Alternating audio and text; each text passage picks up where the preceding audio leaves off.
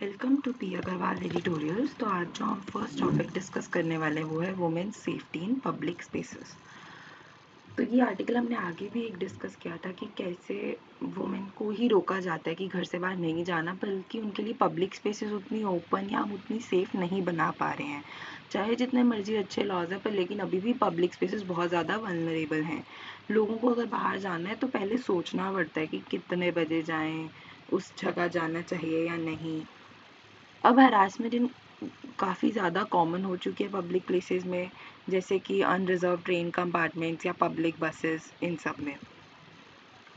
और इन सब के साथ हम एम्पावरमेंट ऑफ वुमेन की बात तो नहीं कर सकते हैं।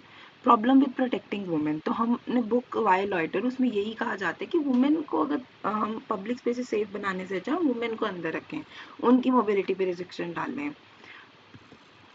After affirming women's right to move freely, तो वुमेन को भी हक है कि वो आराम से अपना जाएं, ट्रैवल करें बिना डर के। एटलीस्ट डे लाइट में भी ऐसा नहीं है कि वो सेफ है। मैं सिर्फ रात की बात नहीं कर रही हूँ, डे लाइट में भी नहीं ऐसा कि वो सेफ है। पब्लिक स्पेसेस तो हर टाइम सेफ होनी चाहिए। तो रिसेंट दिल्ली हाई कोर्ट ने भी कन्विक्शन अपहेल्ड करी उस इंसान की जिसने एक वुमेन को सेक्सुअली हरास किया था बस पे, कि ये एक डीपली कंसर्निंग रियलिटी है। देन जजमेंट्स जो है वो ऐसे स्ट्रॉन्ग सिग्नल्स देती तो हैं सोसाइटी को कि इन क्राइम्स की कितनी सीरियसनेस है। सुप्रीम कोर्ट का स्टैंड भी यही रहा कि उन्होंने इलाहाबाद हाई कोर्ट की जो डिसीजन है उसको ओवरटर्न कर दिया, जिसमें उन्होंने डिसमिस कर दिया था कि inappropriate touching of minor as attempted rape. Then need for a systemic and coordination approach, तो जुडिशरी ही अकेली वुमेन सेफ्टी इंश्योर नहीं कर सकती। गवर्नमेंट और लॉ इन्फोर्समेंट एजेंसीज को एक्ट करना चाहिए, और well lit streets, train police और वैकेंसीज जो भी लॉ इन्फोर्समेंट में है वो सब करनी चाहिए, ताकि एक प्रॉपर सिस्टमिक काम हो सके, उससे भी सेफ्टी इंश्योर होगी। Conclusion, without harassment free environment conversations about women progress are meaningless. तो नेक्स्ट टॉपिक हम देखेंगे, India's defence ties with the US, a cautious approach. तो India's dependence on domestic defence production, तो बेसिकली जो India की armed forces हैं, particularly Indian air force, तो वो हेविली रिलाई करते हैं एचएएल पे, जो कि पब्लिक सेक्टर अंडरटेकिंग है।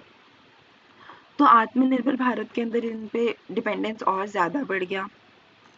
तो आईएएफ को स्ट्रगल हो रही है कि वो अपना मतलब स्क्वाड्रन जो है वो कंप्लीट नहीं कर पा रहे हैं उसकी स्ट्रेंथ, क्योंकि एचएएल की प्रोडक्शन काफ़ी स्लो मानी जा रही है।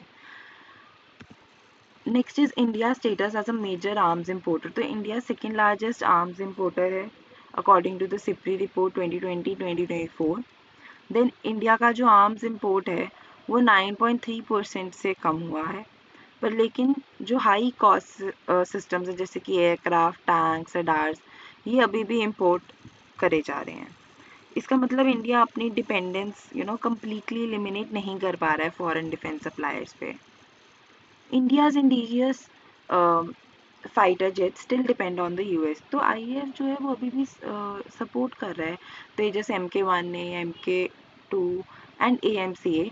तो ये सारे जेट्स को अमेरिकन इंजन्स की ज़रूरत है, तो उसके लिए अब यूएस पे डिपेंडेंट है हम। फिर इंडिया को हेविली रिलायंट रहना पड़ता है रशियन डिफेंस सिस्टम पे। Concerns over US India defence agreements, तो आगे भी जो यूएस इंडिया के एग्रीमेंट्स रहे हैं उनकी लाइफ ज़्यादा नहीं रही हैं, और ना ही हमें उतने गेम चेंजिंग रिजल्ट्स मिले हैं। तो इस बार का भी कोई खास डिफरेंट नहीं होगा, तो कह नहीं सकते हैं कि हमें रिजल्ट्स उतने अच्छे मिलेंगे या नहीं। The question of true partnership, तो कोई भी स्ट्रैटेजिक पार्टनरशिप एक ट्रू पार्टनरशिप तब होती है जब दोनों को इक्वल फ़ायदा हो रहा हो, कि हम उनका कोई काम कर रहे हैं वो हमारा, पर क्या हमारी रिलेशनशिप जो यूएस के साथ है क्या वो इक्वल है? तो यूएस और इंडिया की डिफेंस कैपेबिलिटी सेम है? नहीं। क्या वो जॉइंट प्रोजेक्ट्स को टास्क डिवाइड कर सकते हैं उसमें? नहीं। क्या वो कॉम्प्लीमेंट करते हैं एक दोनों के गैप्स? ऐसा कुछ नहीं है। इंडिया ओवरली डिपेंडेंट है, यूएस डोमिनेट करता है। Lessons from US foreign policy shift, तो यूएस ने आगे भी अपने पास पार्टनर्स को अबंडन किया जैसे कि पाकिस्तान और यूरोप, तो हमें भी हेविली रिलायंट नहीं रहना चाहिए और सोच समझ के चलना चाहिए। हमारा पाथ फॉरवर्ड क्या रह सकता है कि हम अपना जो स्ट्रैटेजिक ऑटोनॉमी बनाए रखने के लिए डाइवर्सिफाई कर दें चीज़ों को, कि डिफेंस सप्लायर्स डाइवर्सिफाई कर दें, जैसे रशिया, फ्रांस, इसराइल सबसे अलग अलग लें। Strengthening indigenous manufacturing without over relying on any country. Conclusion यही है कि India US defence ties beneficial है, पर लेकिन न्यू दिल्ली को कॉशियस रहना चाहिए। वेपन्स इंपोर्ट करना नेसेसरी है, पर लेकिन ओवर डिपेंडेंट एक ही कंट्री पे होना it's not good. The next is India Myanmar free movement regime FMR। तो बैकग्राउंड क्या रहा कि 1968 में फ्री मूवमेंट लोगों का अलाउ कर दिया गया था with in 16 kilometre of Indian Myanmar border, जो कि ट्रेड और मूवमेंट को फैसिलिटेट कर रहा था। गवर्नमेंट का डिसीजन रहा कि टू स्क्रैप FMR। क्यों? क्योंकि अब 2024 में क्योंकि ऐसा भी लग रहा है कि जैसे स्मगलिंग एंड ऑल का इशू है, फिर काफ़ी लोग इलीगल इमिग्रेंट्स आ जाते हैं। तो इसकी अभी कोई ऑफिशियल नोटिफिकेशन नहीं है, ना ही बायोलेटरल एग्रीमेंट हुआ है म्यांमार के साथ। डिसीजन इसलिए लिया गया है क्योंकि cross border movement ethnic conflict Manipur में रेज कर रही है, तो उस कंप्लेंट्स के कारण ये डिसीजन लिया जा रहा है। ऑपोजिशन फ्रॉम बॉर्डर स्टेट्स, तो मिजोरम और नागालैंड नहीं चाहते कि स्क्रैप ऑफ किया जाए क्योंकि वो लोकल ट्रेड और सोशल टाइज सपोर्ट कर पा रहे हैं, उससे सपोर्ट मिलता है लोकल ट्रेड को। फिर काफ़ी बॉर्डर कम्युनिटीज़ FMR के बारे में अनअवेयर हैं क्योंकि मूवमेंट को हमने हिस्टोरिकली कभी रेगुलेट ही नहीं हुई। Security concern and smuggling issues, तो FMR को एंड करना कंसीडर किया जा रहा है सेंटर की ओर से कि इलीगल इमिग्रेशन और क्रॉस बॉर्डर क्राइम्स कम हो जाएंगे। स्मगलिंग ऑफ ड्रग्स, गोल्ड और other contraband continues despite military presence. Then experts argue करते हैं कि स्क्रैपिंग FMR से कोई ज़्यादा फर्क पड़ेगा नहीं।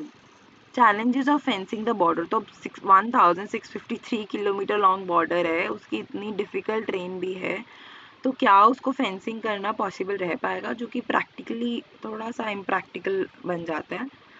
तो फेंसिंग जो है उससे क्या हो सकता है कि प्रोटेस्ट हो सकती हैं कम्युनिटीज़ के बीच में। फिर next we have this potential impact on ethnic communities. हो सकता है कि काफ़ी एथनिक ग्रुप जैसे कि मीज़ोज और चिन्स एक इम्पोज डिवीज़न देखें उसे, फेंसिंग के कारण एक दोबारा से हो जाए कि नहीं हमें तो यूनिफाइड होमलैंड चाहिए। फिर forest amendment act 2023 strategic projects को अलाउ करती है within 100 kilometre of the border, reducing fears of the land loss, क्योंकि हो सकता है हमारे उनके 100 किलोमीटर्स में कोई प्रोजेक्ट्स हों।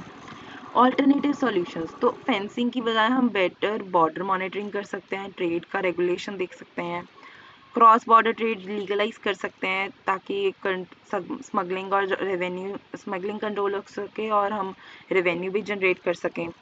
गवर्नमेंट लोकल कम्युनिटीज़ के साथ इंगेज कर सकती है डिसीजन मेकिंग में ताकि वो भी एक अनरेस्ट ना हो इन चीज़ों में। Thank you.